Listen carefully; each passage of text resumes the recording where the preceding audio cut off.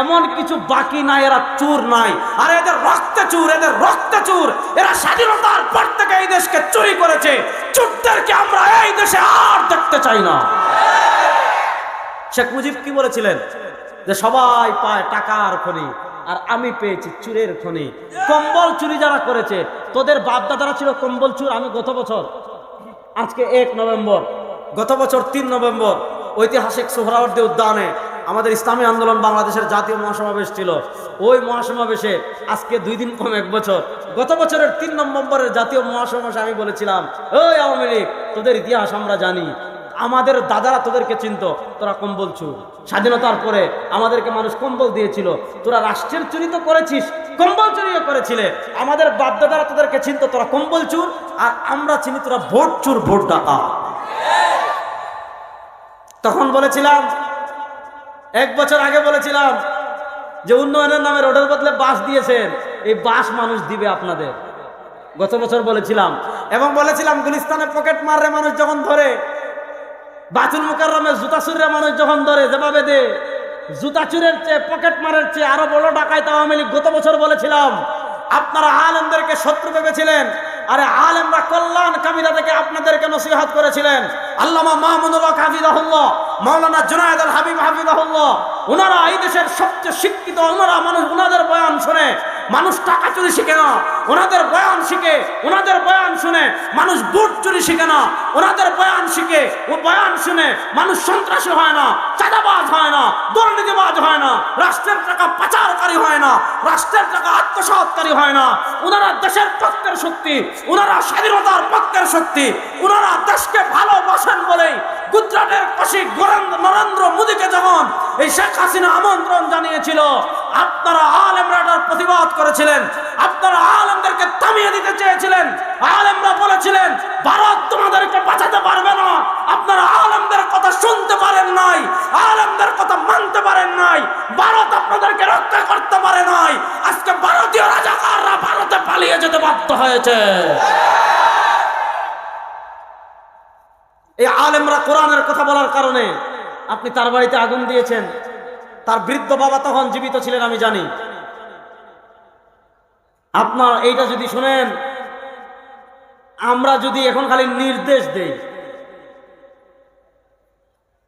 চিন্তা করেন, আমরা যদি এখন খালি আমাদের যারা কর্মী আছে, হেফাজতে ইসলাম বলেন, ইসলামী আন্দোলন বলেন, বাদ দিলাম, আমাদের যে পরিমাণ মানুষ আমাদেরকে মহব্বত করে, মানুষ আমাদেরকে যে দৃষ্টিতে দেখে, আমরা যেখানে যাই হাজার হাজার মানুষ, আমার কথা না, আমাদের মুরব্বীদের কথা বলছি, আমাদের মুরব্বীরা যেখানে যান হাজার হাজার মানুষ পঙ্গপালের মতো ছুটে আসে। ওনারা যদি খালি নির্দেশ দেয় যে যারা আমাদেরকে এগুলা করেছে এদের নাম নিশানা মুছে ফেলতে হবে, বাংলাদেশে শ্বাস ফেলতে পারবেন আপনারা? কিন্তু আমরা কখনো কোনো জুলুমকে সমর্থন করি? বলেন, আমরা কখনো জুলুমকে সমর্থন করি? আপনারা দেখেন উবায়দুল মুক্তাদের, আমি শুনেছি সে এখানে এসে মাওলানা জুনায়েদ আল হাবিব হাফিজাহুল্লাহর ফাঁসি চেয়েছিল। তিনি কি করেছেন? কোরআনের কথা বলেছেন। তিনি কি করেছেন? আধিপত্যবাদী ভারতের শক্তির বিরুদ্ধে বক্তব্য দিয়েছেন। তিনি কি করেছেন? গুজরাটের কষায় হাজার হাজার মুসলমানের রক্ত যার হাতের সাথে লেগে আছে, এই নরেন্দ্র মোদীর আগমনের বিরোধিতা তিনি করেছিলেন।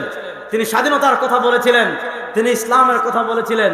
ইসলামের কথা বলার কারণে এই ওয়াহিদুল মুক্তাদের, আপনি আল্লামা জুনায়েদ আল হাবিব হাফিজাহুল্লাহ ফাঁসি চাইতে পারলেন এই এলাকায় এসে। আজকে আমার পরে এখানে দাঁড়িয়ে জুনায়েদ আল হাবিব সাহেব বক্তব্য করবে ইনশাআল্লাহ। ওবায়দুল মুক্তাদের আপনি কোথায়? আপনি কোথায়?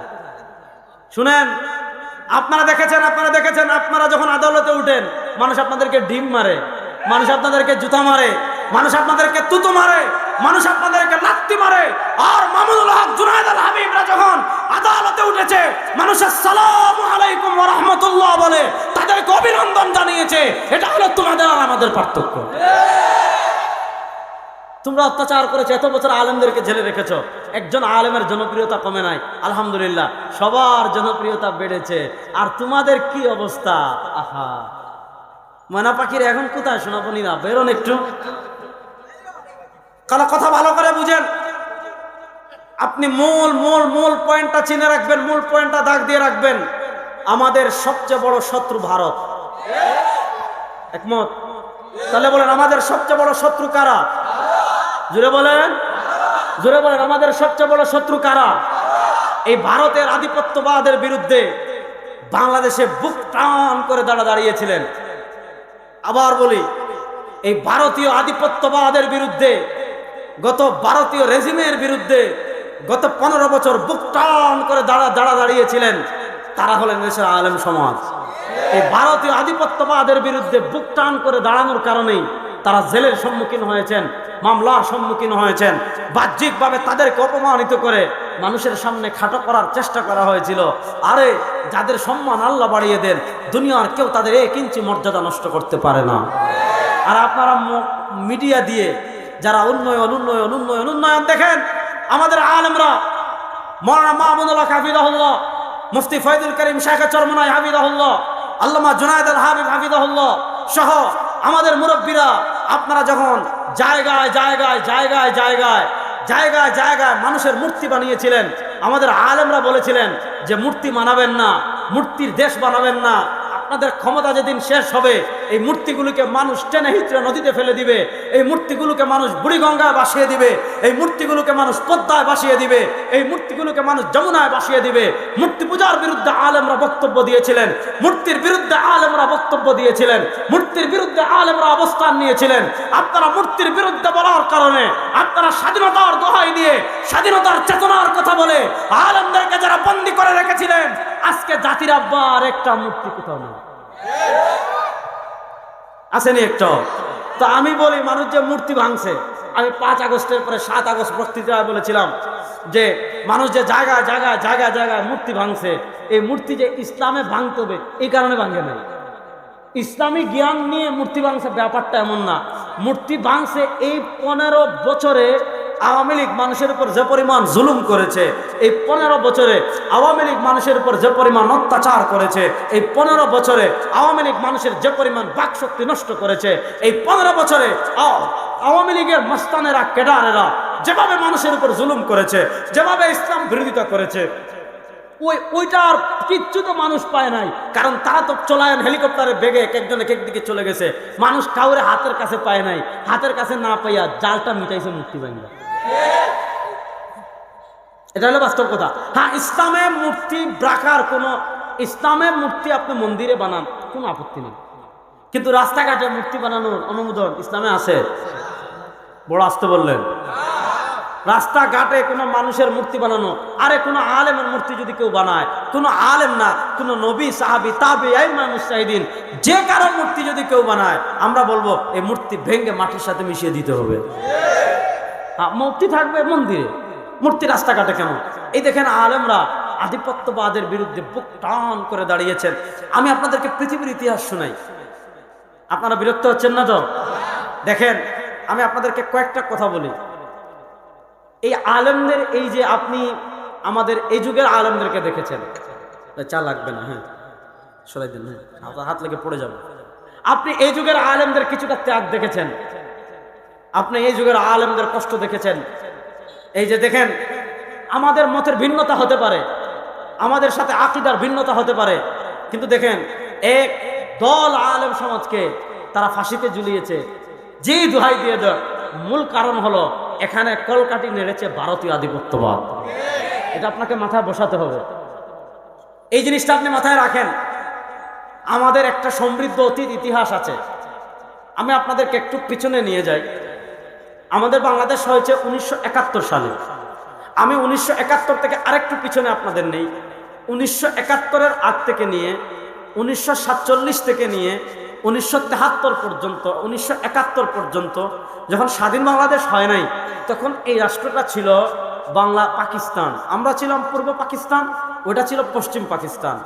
1947-এর আগে 1803 সাল থেকে নিয়ে 1947 সাল পর্যন্ত এই 150 বছরের কাছাকাছি সময় এই বাংলাদেশ, পাকিস্তান, ভারত, 1947-এ হলো পাকিস্তান, 47-এর আগে 1803 সাল থেকে নিয়ে 1947 সাল পর্যন্ত বাংলাদেশ, ভারত, পাকিস্তান, যেটাকে আমরা বলি ভারত উপমহাদেশ, এই ভারত উপমহাদেশের ক্ষমতায় ছিল ইস্ট ইন্ডিয়া কোম্পানি, এই ভারতের ক্ষমতায় ছিল ব্রিটিশরা, এই ভারতের ক্ষমতায় ছিল ইংরেজরা। এর আগে 1803 সালের আগে আমরা মুঘল সাম্রাজ্য দেখেছি, লুতি সাম্রাজ্য দেখেছি, ঘুরি বংশের শাসক দেখেছি। এই এক মোটা দাগে বলতে গেলে 1803 সালের আগে 700 বছর, 100 বছর না, 200 বছর না, 300 বছর না, 400 বছর না, 500 বছর না, 600 বছর না, এই ভারত উপমহাদেশ মুসলমান শাসন করেছে 700 বছর। কয়শো বছর? আরে মুখ খুলে বলেন না, কয়শো বছর? আজকে তারা আমাদেরকে মানবাধিকার শিখাতে আসে না। আজকে বায়তুল মুকাররমের জুমার খুতবায় বাংলাদেশের সবচেয়ে বড় আলেম, আমাদের জাতীয় মসজিদের সম্মানিত খতিব, আমার উস্তাদ মুহতারাম আল্লামা আব্দুল মালিক হাফিজাহুল্লাহ, তিনি তার জুমার আগের বাংলা বক্তৃতায় তিনি বলেছেন, জাতিসংঘ আমাদের বাংলাদেশে মানবাধিকারের অফিস খুলতে চায়। এই মানবাধিকারের অফিস খুলে তারা সমকামিতা প্রতিষ্ঠা করতে চায়, ট্রান্সজেন্ডার প্রতিষ্ঠা করতে চায়। আর কি করতে চায় জানেন? ওই যে আমাদের বাংলাদেশের ওইদিকে যে 3টা জেলা আছে, পার্বত্য চট্টগ্রামের, খাগড়াছড়ি, বান্দরবন, রাঙ্গামাটি, এই 3টা জেলাকে আলাদা করে একটা খ্রিস্ট রাজ্য বানানোর ষড়যন্ত্রের জন্য তারা কি করতে চাচ্ছে? মানবাধিকারের অফিস করতে চাচ্ছে। আজকে জুমার খুতবায় আল্লামা আব্দুল মালিক হাফিজাহুল্লাহ সারা বাংলাদেশের মানুষের প্রতিনিধিত্ব করে তিনি বলেছেন, ফিলিস্তিনে যখন হাজার হাজার শিশুকে, মুসলমান শিশুকে হত্যা করা হয়, তখন তোমাদের মানবাধিকার কোথায় থাকে? আরে ফিলিস্তিনে তারা মানবাধিকারের কথা বলে, অন্তত ইসরায়েলকে এটা বলে না যে শিশু মারো না, নারীদেরকে হত্যা করো না। যে মানবাধিকার ফিলিস্তিনের মজলুম মুসলমানের পক্ষে দাঁড়াতে পারে না, যে মানবাধিকার ইরাকে আমেরিকার আগ্রাসন বন্ধ করতে পারে নাই, যে মানবাধিকার আফগানিস্তানে আমেরিকার আগ্রাসন বন্ধ করতে পারে নাই, যে মানবাধিকার কাশ্মীরে আমার মজলুম মুসলমানের উপর জুলুম বন্ধ করতে পারে নাই, যে মানবাধিকার চেচনিয়া, বসনিয়া, তুর্কিস্তানে মুসলমানদের উপর অত্যাচারের স্টিমুলার চালাতে বন্ধ করতে পারে নাই, ওই মানবাধিকারের অফিস আমরা বাংলাদেশে চাই না, চাই না, চাই না। এমন মানবাধিকার আমাদের কোনো দরকার? আজকে হিন্দু মালুরা আমাদেরকে, মানে এই ইস্কনিরা আমাদেরকে মানবাধিকার শিখায়। এই শোন, ভারতে হিন্দুরা ক্ষমতা আসার কতদিন হয়েছে? যুবকরা শোনো, আমি আপনাদেরকে ইতিহাস শিখিয়ে যাই। হিন্দুরা ক্ষমতায় এসেছে ভারতে 1947-এ 14 আগস্ট অথবা 15 আগস্ট, যতটুকু মনে পড়ছে। আজকে 80 বছর হয়েছে। 700 বছর আমরা ছিলাম। তোমরা এখন যেভাবে আমাদের মুসলমানদেরকে পিটাচ্ছ, সাম্প্রদায়িক দাঙ্গা সৃষ্টি করে মুসলমানদেরকে হত্যা করছো, বাবরি মসজিদকে শহীদ করেছো, অসংখ্য মাদ্রাসা ভেঙ্গে দিচ্ছ, অসংখ্য মসজিদ ভেঙ্গে দিচ্ছ, মুসলমানরা 700 বছরে যদি একদিন একজন হিন্দুকে জোর করে কালেমা পড়ে মুসলমান বানাইতো, ভারতে কোনো হিন্দু থাকতো? এবার আসেন, আমি মূল পয়েন্টের জায়গায় চলে আসছি, আমার আলোচনার মূল পয়েন্টের জায়গায় চলে আসছি। এবার বুঝেন, মালিক ছিলাম আমরা, বলেন মালিক ছিলাম। যুবকরা কথা বলেন না, মালিক ছিলাম কয়শো বছর? বলেন কয়শো বছর? আবার বলেন মালিক ছিলাম, বলেন মালিক ছিলাম কয়শো বছর? এরপরে যারা মুঘলদের থেকে এই দেশের ক্ষমতা ছিনিয়ে নিয়েছিল, ইস্ট ইন্ডিয়া কোম্পানি, ইংরেজ, তারা কিন্তু এই দেশে এসেছিল ব্যবসার নামে, তারা কিন্তু এই দেশে এসেছিল ব্যবসা করার জন্য। ব্যবসা করার নামে এসে ছলে বলে কোলে কৌশলে ধীরে ধীরে ধীরে ধীরে ধীরে ধীরে রাষ্ট্র ক্ষমতা দখল করলো। এবার বলেন, ব্রিটিশ, ইংরেজ যাই বলেন, এরা মালিক ছিল না ডাকাত ছিল? আরো বলেন, আমরা ছিলাম মালিক, ব্রিটিশ মালিক ছিল না ডাকাত ছিল? দেখেন, আজকে সেকুলারিজমকে সফটভাবে আমাদের কাছে পেশ করা হয়। ব্রিটিশ বলেন, কামাল আতাতুর্ক বলেন, আপনি রাশিয়ান আধিপত্য বা তুর্কিস্তানে বলেন, যুবকরা আমার এই ইতিহাসটা ভালো করে শুনবা। আপনি কামাল আতাতুর্কের সেকুলারিজম দেখেন, আপনি ব্রিটিশদের রাষ্ট্র ক্ষমতা ভারত উপমহাদেশে দেখেন, আপনি রাশিয়ান আধিপত্যবাদ উজবেকিস্তান, বুখারা, সমরকন্দ, তাজিকিস্তান ওই এলাকাগুলোতে দেখেন। যত জায়গায় যারা রাষ্ট্র ক্ষমতা ডাকাতি করেছিল মুসলমানদের হাত থেকে নিয়ে, আপনি কামাল আতাতুর্ক উসমানী খেলাফত বিলুপ্ত করে ক্ষমতা নিয়েছে, ইস্ট ইন্ডিয়া কোম্পানি আপনার মুঘল সাম্রাজ্য থেকে ক্ষমতা নিয়েছে। আপনি দেখবেন যেখানে যারা মুসলমানদের থেকে ক্ষমতা নিয়েছে, ক্ষমতা নেওয়ার পর আপনি স্পেনে বলেন আমরা 800 বছর ছিলাম, আপনি তুরস্কে বলেন আমরা 800 বছর ছিলাম, আপনি ভারত উপমহাদেশে বলেন আমরা 700 বছর ছিলাম, আমরা যত জায়গায় 700-800 বছর ছিলাম, যেখান থেকে আমাদেরকে আলেমদেরকে না মুসলমানদেরকে যেখানে ক্ষমতা থেকে সরানো হয়েছে, আপনি দেখবেন ক্ষমতা থেকে সরানোর পর যেখানেই যারা ক্ষমতা এসেছে, ভারত উপমহাদেশে এসেছে ইস্ট ইন্ডিয়া কোম্পানি, তুর্কিস্তানে গিয়েছিল রাশিয়ান কমিউনিজম সেনারা, আপনি তুরস্কে গিয়েছিল কামাল পাশা, যারা ধর্মনিরপেক্ষতা মতবাদকে প্রমোট করেছিল। সবাই ক্ষমতায় যাওয়ার পর সবার আগে টার্গেট করে আলেমদেরকে। আবার বলি, সবাই ক্ষমতায় যাওয়ার পর সবার আগে টার্গেট করে কাদেরকে? আলেমদেরকে। আপনি ভারত উপমহাদেশের ইতিহাস জানেন, 1857 সালের সিপাহী বিপ্লবের আগ পরবর্তী ইতিহাস আমরা জানি। 1803 সালে, আবার মনোযোগ, 1803 সালে ইস্ট ইন্ডিয়া কোম্পানি ক্ষমতা নিল, 1857 সালে সিপাহী বিপ্লব হলো। এই 1803 সাল থেকে নিয়ে 1857 সাল পর্যন্ত আপনি এই 53 বছরের ইতিহাস দেখেন, ইস্ট ইন্ডিয়া কোম্পানি, ব্রিটিশরা সবচেয়ে বেশি অত্যাচার যাদের উপর করেছে, ব্রিটিশরা সবচেয়ে বেশি জুলুম যাদের উপর করেছে, ব্রিটিশরা সবচেয়ে বেশি অত্যাচার যাদের উপর করেছে, তারা হলেন আলেম সমাজ। ব্রিটিশরা আলেমদের উপর কি পরিমাণ জুলুম করেছে, ব্রিটিশরা আলেমদের উপর কি পরিমাণ অত্যাচার করেছে, ইতিহাসের পাতায় পাতায় পাতায় পাতায় পাতায় পাতায় এগুলো লেখা আছে। শুধু কয়েকটা উপমা আমি দেই, আলেমদেরকে কি পরিমাণ অত্যাচার করেছে। আলেমদেরকে, জীবিত আলেমদেরকে বস্তায় বন্দি করে, বস্তার মুখ সেলাই করে, ট্রলারে করে, নৌকায় করে, জাহাজে করে সমুদ্রের মাঝে নিয়ে বস্তা সমুদ্রে ফেলে দিত।